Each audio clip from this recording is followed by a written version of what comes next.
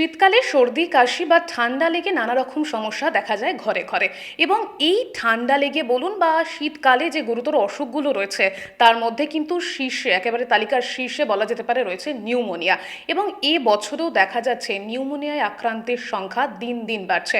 রাজ্যের বিভিন্ন হাসপাতালে চিকিৎসাধীন রয়েছেন নিউমোনিয়ায় আক্রান্ত ছোট থেকে বড়, বিশেষ করে বয়স্ক মানুষেরা।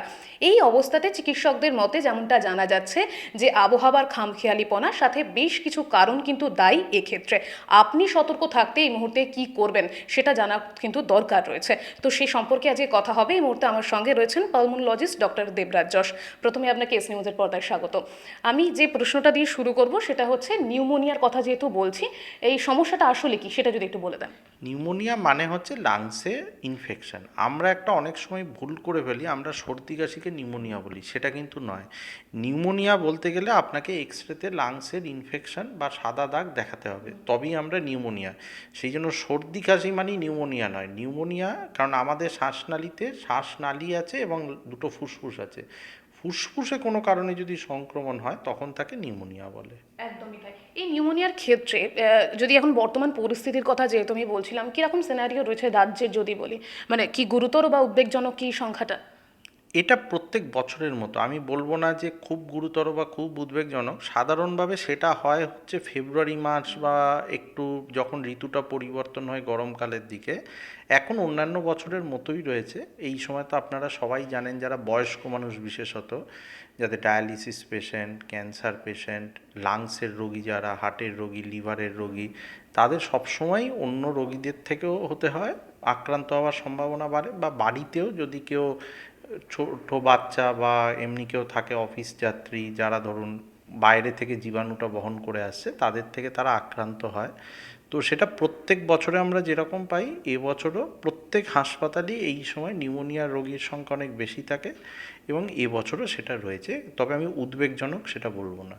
একদমই তাই। আপনি শুরুতেই ক্লিয়ার করে দিয়েছেন যে সর্দি কাশি মানেই যে নিউমোনিয়া, একদমই তাই নয়। কিন্তু তাহলে ডিফারেন্সিয়েট বা বলা যেতে পারে মানুষ সতর্ক হবে কোন লক্ষণগুলো দেখতে, মানে প্রধান প্রধান কি লক্ষণ রয়েছে নিউমোনিয়ার ক্ষেত্রে? খুব ভালো প্রশ্ন আপনি করেছেন। যে টুকটাক সর্দি জ্বর দুদিন হলো সেটা নয়, একটা জ্বর রয়েছে 3-4 দিনের বেশি থাকছে, যারা অক্সিজেন লেভেল কমে যাচ্ছে। এছাড়াও হচ্ছে ধরুন জ্বরটা অনেক বেশি থাকছে, বাইরে সিবিসি বা সিআরপি যেটা আমরা বলি, সিআরপি অনেক বেশি রয়েছে, তখন এক্সরে করে যদি দেখেন যে সাদা দাগ।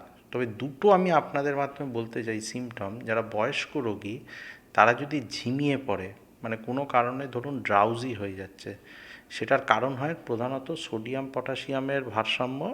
তো সেটা কেন হয়? নর্মাল রোগীদের সোডিয়াম কমে না, এই সাধারণভাবে ইনফেকশন বা নিউমোনিয়াতে সোডিয়াম অত্যন্ত কমে যায়।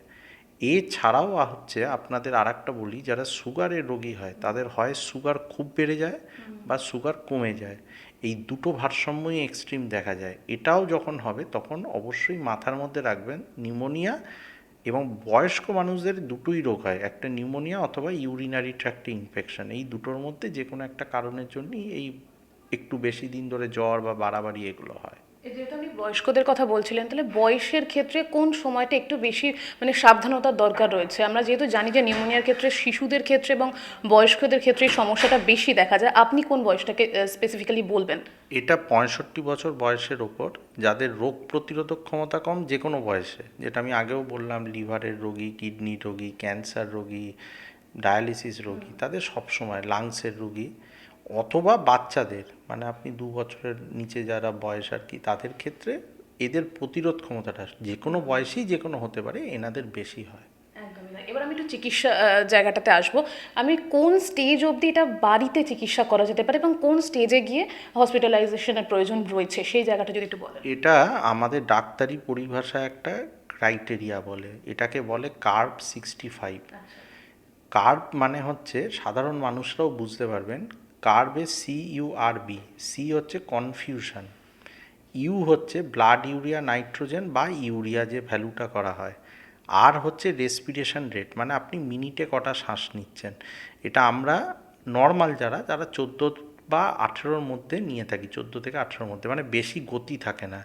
যে হাঁপায় সে কি 30টা 40টা করে রেসপিরেশন রেট হয়। আর হচ্ছে রেসপিরেশন রেট বি হচ্ছে ব্লাড প্রেশার, যদি সিস্টোলিক ব্লাড প্রেশার ওপরেরটা 90-এর নিচে, ডায়াস্টোলিক যদি 60-এর নিচে হয়, এবং গ্রেটার দ্যান 65, মানে হচ্ছে 65 বছরের বয়সের ওপর।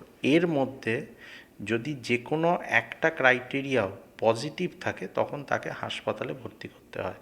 যদি একটা ক্রাইটেরিয়াও পজিটিভ না থাকে তাহলে তাকে বাড়িতেই চিকিৎসা করা যায়। একদম। চিকিৎসা ক্ষেত্রে আমি জিজ্ঞেস করব, মানে কোনো জটিলতা বা কোনো কমপ্লিকেশন কি দেখা যায় নিউমোনিয়ার ক্ষেত্রে? নিউমোনিয়া যত তাড়াতাড়ি আপনি আসবেন, যত তাড়াতাড়ি এর চিকিৎসা শুরু করবেন, তত ভালো এর প্রগনোসিস। তো আমি সবসময় এইগুলো বলি, যেগুলো অ্যালার্মিং সিমটম আছে সেগুলো যদি থাকে, অক্সিজেন লেভেল যদি কমে, তখন বাড়িতে থেকে বিলম্বিত করবেন না। আর একটা সব থেকে মুশকিল হয়ে গেছে, কেন এই নিউমোনিয়া আগেকার দিনে এত প্রাণঘাতী ছিল না, এখন কেন এত মাল্টি অর্গান? এর জন্য আমরাও দায়ী, রোগীরাও দায়ী, ওষুধের দোকানদাররাও দায়ী। আমরা এই যে ধৈর্য দেখাইনি, ধরুন দুদিনে জ্বর নিয়ে এসছে, ভাইরাল ইনফেকশন, আমার অ্যান্টিবায়োটিকের জন্য কিন্তু উনি ভালো হচ্ছেন না, এমনিই 2-3 দিন পর ভালো হয়ে যাচ্ছে, কিন্তু কি আমাকে কিছু একটা ওষুধ লিখতে হবে, আমি একটা অ্যান্টিবায়োটিক দিলাম। রোগী, আমি যদি বলি কোনো ওষুধ দেবো না, তাহলে আপনার কাছে আমি পয়সা দিয়ে এসেছি কেন? ওষুধের দোকানদার সেও হচ্ছে, সে ভাবছে আমি যদি কিছু না বলি আমার পাশের দোকান থেকে একটা ওষুধ কিনে নেবে। তো এই করে যে ব্যাপক অ্যান্টিবায়োটিক ব্যবহার, এটা তো আমি বললাম মুখে খাবার অ্যান্টিবায়োটিক।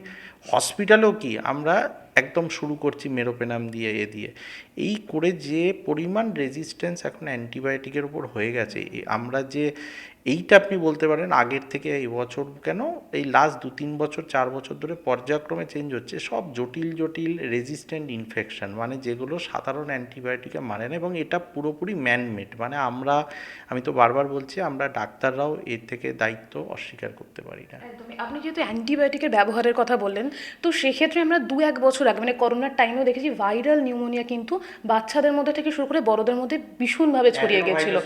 একদমই তাই। তো সেই জায়গায় দাঁড়িয়ে এই যে ভাইরাল নিউমোনিয়ার ক্ষেত্রে এই যে নিজে নিজেই ডাক্তারি করে যে অ্যান্টিবায়োটিক খাওয়া, সেটা কোন জায়গাতে গিয়ে দাঁড়াতে পারে? ভাইরাল নিউমোনিয়া বা ব্যাকটেরিয়াল নিউমোনিয়া, দুটো তো ডিফারেন্সিয়েট রয়েছে একটা। ভাইরাল এবং ব্যাকটেরিয়াল পুরো আলাদা। মানে আপনাকে যেটা বলতে পারি, ভাইরাল নিউমোনিয়া একমাত্র H1N1 বা ইনফ্লুয়েঞ্জা হলে ওসেলটাম্যাভির যেটা কাজ করে, এছাড়া কোনো ভাইরাল নিউমোনিয়া কোনো ট্রিটমেন্ট নেই। এবার মুশকিল কী হয়ে যায়, ব্যাকটেরিয়া কেন হয়, সেটা ভাইরাল নিউমোনিয়া যখন অনেক বেড়ে যায় তখন সেকেন্ডারি ইনফেকশন হয়, মানে রোগ প্রতিরোধক ক্ষমতা কমে ব্যাকটেরিয়াল ইনফেকশন হয়, কিন্তু পার্সে ভাইরাল নিউমোনিয়াতে কিন্তু খারাপ কিছু হয় না। আমি আবার বলছি, যত্রতত্র সামান্য সমস্যা অ্যান্টিবায়োটিক খাবেন না। আপনি হয়তো মনে করছেন অ্যান্টিবায়োটিক আপনার ভালো করছে, ওটা আরও খারাপ করছে। অন্যদিকে ব্যাকটেরিয়াল নিউমোনিয়া কিন্তু অ্যান্টিবায়োটিকই প্রধান চিকিৎসা। এটা ডাক্তারবাবুদের পক্ষে বোঝা সহজও, খুব একটা কঠিন নয়। ভাইরাল নিউমোনিয়া সাধারণভাবে দুটো লাংসে হয়, ব্যাকটেরিয়াল নিউমোনিয়া একটা লাংসের একটা পার্টে হয়। তো এটা বোঝা যায়, মানে আমাদের এক্স রে বা অন্য প্যারামিটার, ব্লাড কাউন্ট, নিউট্রোফিলের মাত্রা, সব কিছু দেখে বোঝা যায়। একদমই তাই। আপনি যেহেতু বলছিলেন যে শুরুর থেকেও বড় মানে বিশেষ টাইমটা হচ্ছে ফেব্রুয়ারি, যখন শীত চলে যাচ্ছে বা ঋতু পরিবর্তন, তো সেই জায়গায় দাঁড়িয়ে এখন তো সাবধানের একটা প্রয়োজন চলেই আসছে। তো সতর্ক কিভাবে সাধারণ মানুষ থাকবে যাতে প্রথম দিকে জিনিসটা হাতের মধ্যেই থাকে? 1 নম্বর হচ্ছে, যেটা আমি বললাম আপনার মাধ্যমে অ্যান্টিবায়োটিক বেশি করবেন। 2 নম্বর হচ্ছে, যে অ্যালার্মিং সাইনগুলো বলেছি সেগুলো হলে, এবার প্রতিরোধকের মধ্যে আমি বরাবর বলে থাকি ইনফ্লুয়েঞ্জা এবং নিউমোনিয়া ভ্যাকসিন, এটা প্রধান প্রতিরোধক। 2 নম্বর, বাড়িতে কারো সর্দি জ্বর হলে সে যেন একটু আলাদা থাকে বা একটু মাস্ক ব্যবহার করে যতটা সম্ভব। 3 নম্বর হচ্ছে, এই যে সময় আবহাওয়াটা পরিবর্তন হবে, ধরুন আমি অফিসে রয়েছি, আমার হয়তো এলাম, বাড়ির মধ্যে যে রয়েছে বয়স্ক মানুষ, তার কথা ভাবলাম না, আমি একটু পাখাটা চালিয়ে দিলাম। তো বা ধরুন আমি বাইরে সোয়েটার পরে যাচ্ছি, যখন হয়তো রোদ উঠেছে, নর্মাল তাপমাত্রা, আমার ভেতরটা ঘেমে গেল, আবার বাড়িতে ঢুকলাম। তো এই ধরনের জিনিসগুলো আমাদেরকে সতর্ক থাকতে হবে। একদমই তাই। আপনি যেহেতু টিকার কথা বললেন, তো অনেক মানুষের মধ্যেই একটা প্রশ্ন কিন্তু আসে যে টিকার ক্ষেত্রে, যদি ইনফ্লুয়েঞ্জা বলি বা নিউমোনিয়া টিকার ক্ষেত্রে কোনো রকম সাইড এফেক্ট কি আদেও রয়েছে? মানে এটা একটা মানুষের প্রশ্ন যে এটা কি আমার সবটা ভালো এই এই টিকার, সেটা যদি একটুখানি ক্লিয়ার করে দেন। দেখুন, সাধারণভাবে কোনো সাইড এফেক্ট নেই। একদিনের জন্য জ্বর আসতে পারে, যে কোনো আপনি ট্রেন চলাচল হয়, প্লেন অ্যাক্সিডেন্ট হয়, তাহলে কি আমরা ট্রেন বা ফ্লাইট চড়ি না? সংখ্যাটা অত্যন্ত কম, হয়তো 1 কোটিতে একটা। তো সেটা ভেবে তো আমরা করলে, কিন্তু বেনিফিশিয়াল দিকটা ভাবতে হবে, তাই না? একদমই তাই। অসংখ্য ধন্যবাদ স্যার আপনাকে। বর্তমান সময় নিউমোনিয়ার সংখ্যা উদ্বেগজনক হোক বা না হোক, সেক্ষেত্রে কিন্তু একদম শুরু থেকেই প্রয়োজন রয়েছে সতর্কতার। অবশ্যই কিভাবে সতর্ক থাকবেন সেটা জানালেন ডক্টর দেবরাজ যশ। এবার এইটাও মাথায় রাখতে হবে যে কোনো রকম জরুরি অবস্থাতে কিন্তু চিকিৎসকের পরামর্শটা নিতেই হবে। ক্যামেরায় চিরঞ্জিতের সাথে রিয়া রিপোর্ট, এস নিউজ।